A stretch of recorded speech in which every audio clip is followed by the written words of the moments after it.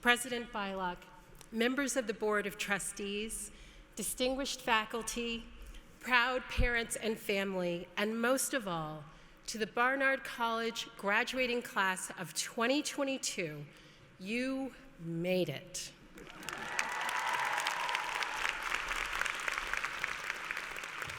And you did it during a deadly and devastating global pandemic. When the rough seas of life of after college inevitably crash on your shores, know that you were the equal of this first challenge. I'm humbled that you've chosen me to address you at this year's commencement, and I am delighted to be here in person and to see everyone here today, and to participate in the Barnard Year of Science. To my fellow recipients of the Barnard Medal of Distinction, Allison Felix, Stacy Gabriel, Sarah Rule, John Quick-to-See Smith, congratulations. It is such an honor for me to be in distinguished company as yours. And I am delighted to say that I share this honor now with Katherine Johnson, the NASA mathematician whom I wrote about in my book, Hidden Figures. Mrs. Johnson was 100 years old when President Bylock bestowed her with the medal in 2018. She was born during the Spanish flu, and she died in February 2020 as the COVID pandemic was rising.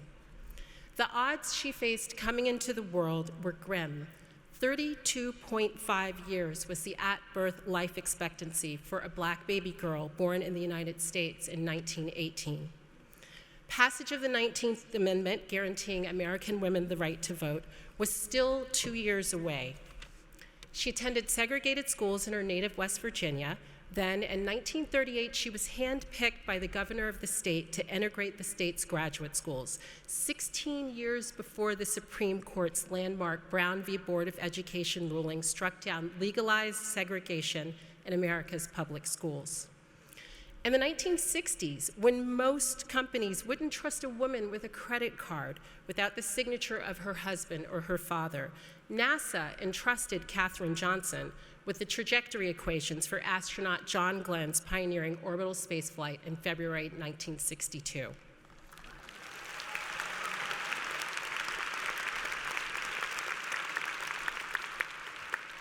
Katherine Johnson wasn't just a brilliant mathematician. In math as well as in life, she was fearless, relentlessly curious, open-minded, and because of that, she didn't just count, she was determined to make herself count from the moment she walked into her job at NASA. When she co-wrote the research report that laid out the orbital mechanics for Glenn's mission, she wrote her name on that report. She was the first woman in her group to get signed credit for her own work. Doing that, she wrote herself into the story of science and into American history.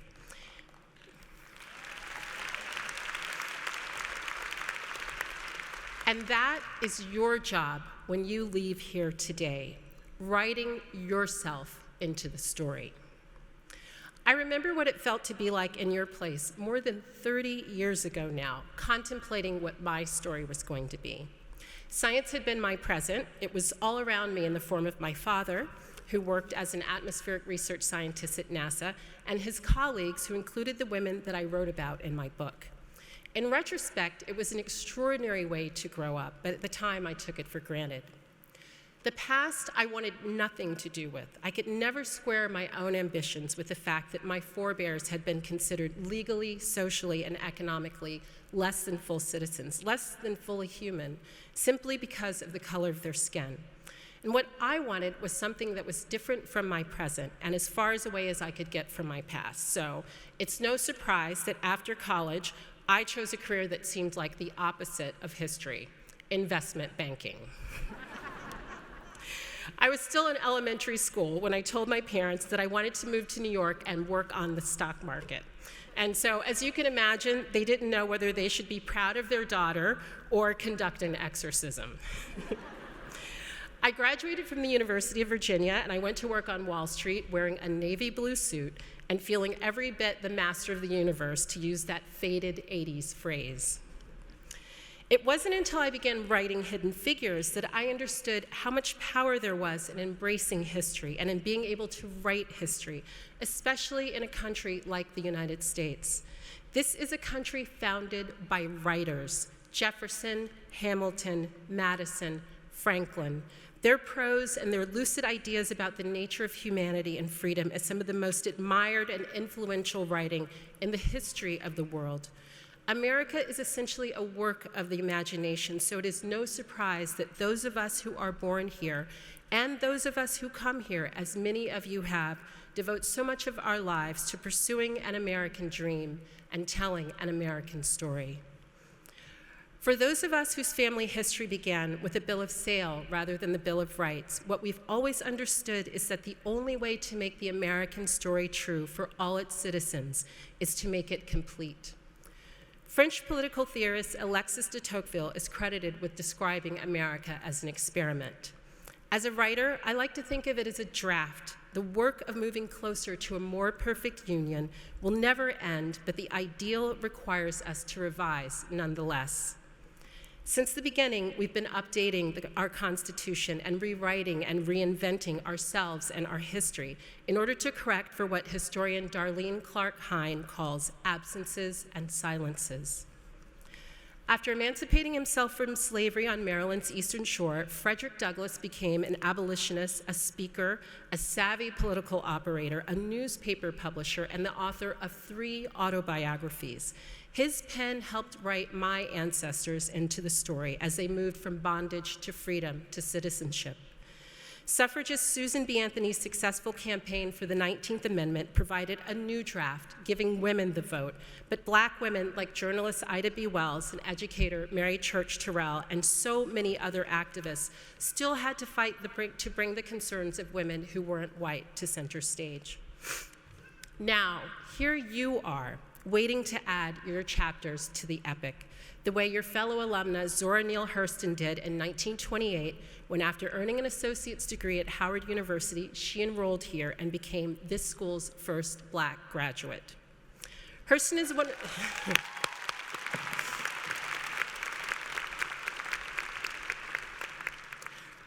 one of our country's great authors, and her novel's rural Black characters are every bit as American as F. Scott Fitzgerald's Gatsby.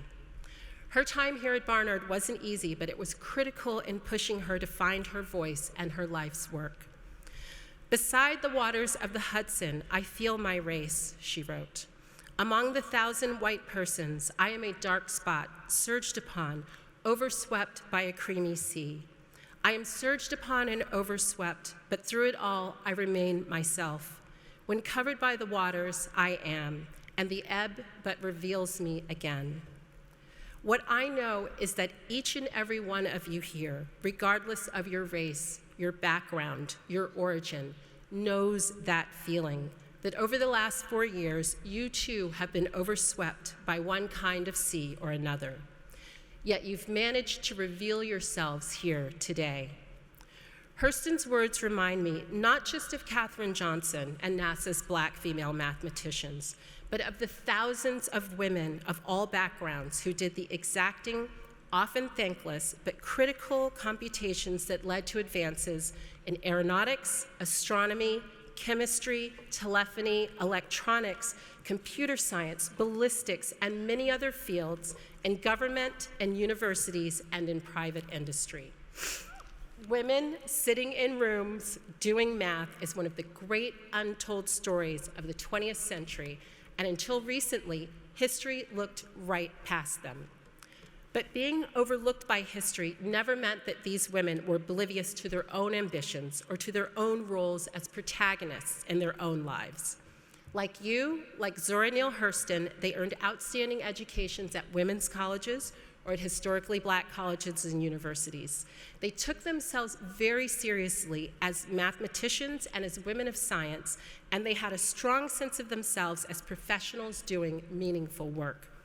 They wrote themselves into the American story, and by writing their history, I was finally able to write my own.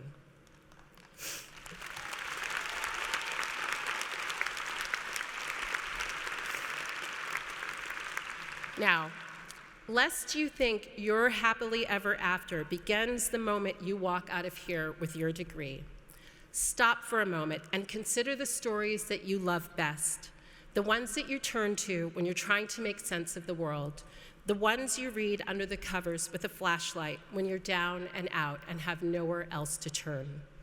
They're not the ones that have a simple beginning, middle, and end. We choose these stories not because they are easy, but because they are hard. They're the ones in which every heroine, every hero is also flawed, and every villain is also vulnerable. They're the tales in which no path is straight and no choice is obvious. The stories that stay with us long after we read the last sentence on the final page are the ones in which the protagonists are beset by failures, betrayals, dead ends, and worst of all, self-doubt. There is no story without conflict, just as there is no history without conflict, no society without conflict, no family without conflict, no individual without conflict. But the most meaningful stories offer something that keep us turning the page. The promise of a mystery revealed when the crisis passes and the waters ebb, or the possibility that in the grief and sorrow of our human condition, we are not alone.